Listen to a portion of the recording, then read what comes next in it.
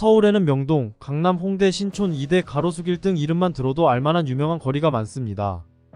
지방에도 각 지역의 중심지에 사람들을 끌어들이는 유명 거리들이 있습니다.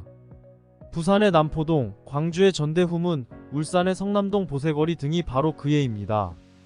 이러한 거리들은 수십 년 동안 사람들의 사랑을 받으며 각 지역의 상징으로 자리매김했습니다. 울산 중구의 성남동 보세거리는 한때 울산을 대표하는 쇼핑 명소였습니다. 이곳은 과거에는 사람들로 북적였으나 시간이 흐르면서 그 인기에 찬란한 빛이 발했죠.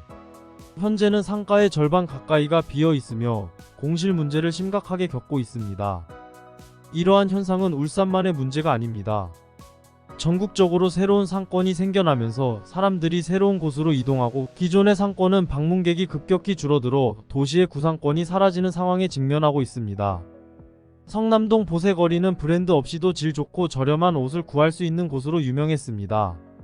하지만 이제는 과거의 명성을 잃고 임대 문구가 붙은 상가들이 증가하고 있으며 현재는 상가의 절반가량이 공실인 상태입니다. 코로나 이후의 세상은 많은 것을 변화시켰습니다. 비대면 거래의 증가와 최근의 부동산 시장 침체는 상가 수요에 큰 타격을 주었습니다. 과거와 달리 변화된 소비 패턴은 지역 상권과 거리의 모습까지도 바꾸어 놓았습니다. 하지만 많은 곳이 시대의 변화에 발맞춰 변신하지 못하고 기존의 모습을 유지하다 보니 사람들의 발걸음이 점점 줄어들게 되었죠. 이제는 새로운 상점이 들어서는 일이 드물며 상권이 다시 활기를 찾기 위해서는 계속해서 새로운 세입자들이 들어와야 하지만 많은 이들이 공실 상태를 우려해 세입자가 되기를 꺼려합니다. 만약 이런 공실 상태가 계속된다면 앞으로 상황은 더욱 악화될 것으로 보입니다. 지방 도시들의 유명 거리들도 예외는 아닙니다. 전북 익산역 앞 구도심이나 광주 전대후문 같은 곳들은 한때 사람들이 자주 찾는 만남의 장소였지만 지금은 활기를 잃어가고 있죠. 부산의 광복로 역시 마찬가지입니다. 이곳들은 쇼핑과 먹거리로 넘쳐났던 곳이었지만 이제는 과거의 영광이 희미해졌습니다. 지방자치단체에서는 각종 축제나 행사를 개최하고 예산을 지원하며 상권을 살리려 애쓰고 있지만 상황은 좀처럼 나아지지 않고 있습니다. 남아있는 상인들도 점점 줄어드는 손님 때문에 어려움을 겪고 있죠. 그리고 신도시 상권의 상황은 더욱 심각합니다. 오랜 명성을 지닌 구도심 상권들이 그나마 이름값으로 버티고 있지만 신도시 상권은 정말로 어려운 상황에 처해 있습니다. 구도심 상권들은 주변의 낡은 인프라를 개선한다면 어느 정도 문제를 해결할 수 있다는 계산이 서기도 합니다. 하지만 신도시 상권을 살리는 것은 거의 불가능에 가까운 미션이 되어버렸죠.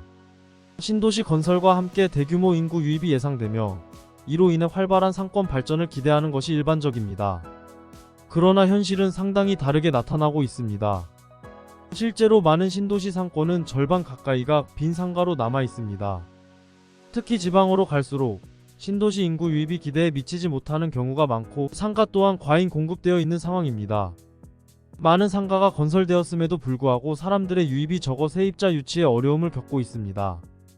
신도시 대로변 상가의 경우 가장 좋은 위치로 여겨지는 1층에도 빈 점포가 많으며 임대를 알리는 현수막을 쉽게 볼 수 있습니다. 심지어 80%, 90% 공실률을 보이는 건물도 흔한 편입니다.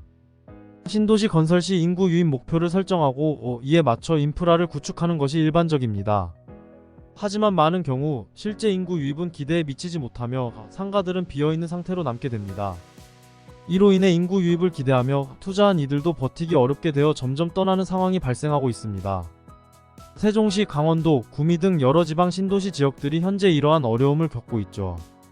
예를 들어 경북 도청 신도시의 인구는 2016년부터 2020년까지 급증했지만 2만 명을 넘어선 이후로는 정체 상태에 빠졌습니다. 게다가 주민 대부분이 공무원이나 공공기관 직원이라 주말에는 유동인구가 더욱 줄어듭니다. 이로 인해 상점 운영이 어렵게 되고 손님이 없어 물가 상승과 높은 인건비 문제에 직면하게 됩니다. 비싼 월세도 부담이 되며 결국 폐업하는 상점들이 늘어나고 공실은 채워지지 않는 상황이 이어지고 있습니다. 신도시 건설 초기에 제기된 의료와 교육시설의 부족 문제는 결국 해결되지 않았습니다. 또한 이전을 약속했던 공공기관들도 경영 악화를 이유로 매각을 추진하고 있어 추가적인 성장 동력을 찾기 어렵습니다. 이런 상황은 사람들이 더욱 빠져나갈 것만 같은 분위기를 조성하고 있죠. 현재와 같은 상황에서는 2027년까지 인구 10만 명을 목표로 하는 경상북도의 자족도시 달성이 어려워 보입니다. 전국의 많은 신도시가 처음 계획했던 인구 목표를 달성하지 못했다고 보는 것이 현실적입니다. 초기 계획에 맞춰 인프라와 상권을 구축했지만 많은 상가가 지어졌고 지금도 계속해서 지어지고 있습니다. 문제는 이러한 상가에 입주할 세입자가 없고 이곳에 투자할 사람들도 찾아보기 어렵다는 점입니다. 신도시 상가의 공실 문제는 오랫동안 해결되기 어려운 난제로 남아 있습니다. 서울의 명동, 강남부터 지방의 남포동, 성남동 보세거리에 이르기까지 우리나라의 다양한 지역에서 명성을 떨쳤던 상권들이 시간이 지나며 변화의 물결에 직면했습니다. 과거에는 사람들로 북적이며 활기를 띠었던 이 거리들은 새로운 상권의 등장, 소비 패턴의 변화, 신도시의 개발 등으로 인해 공실 문제와 매출 감소에 시달리고 있습니다. 특히 코로나19 이후 비대면 거래의 증가와 부동산 시장의 침체는 기존 상권에 더욱 큰 타격을 입혔습니다. 이러한 변화 속에서도 일부 지역은 지자체의 노력으로 다시 활기를 찾으려 하지만 신도시 상권의 경우 과잉 공급과 인구 유입의 기대치를 충족시키지 못해 공실률이 높은 상태가 지속되고 있습니다. 이는 단순히 상가 공실의 문제를 넘어서 지역 경제의 활력을 잃어가는 상황을 의미하며 특히 신도시의 경우 초기 계획과 인구 목표 달성의 실패가 상가 공급 과잉과 맞물려 복잡한 문제로 다가오고 있습니다. 이러한 현상은 신도시뿐만 아니라 구도심 상권에도 영향을 미치고 있으며 상권의 침체는 지역 경제 전반의 침체로 이어질 위험이 큽니다. 결론적으로 우리나라의 다양한 지역에서 상권이 직면한 과제는 단기간 내에 해결될 수 있는 문제가 아니며 지역 고유의 특성을 살린 장기적이고 지속 가능한 발전 전략이 필요합니다. 이를 위해서는 지방자치단체, 지역 상인, 주민들이 함께 협력하여 변화하는 소비 패턴과 시대의 흐름에 맞춰 새로운 비즈니스 모델을 개발하고 지역 경제를 활성화시킬 수 있는 방안을 모색해야 할 것입니다. 이번 영상은 여기까지입니다.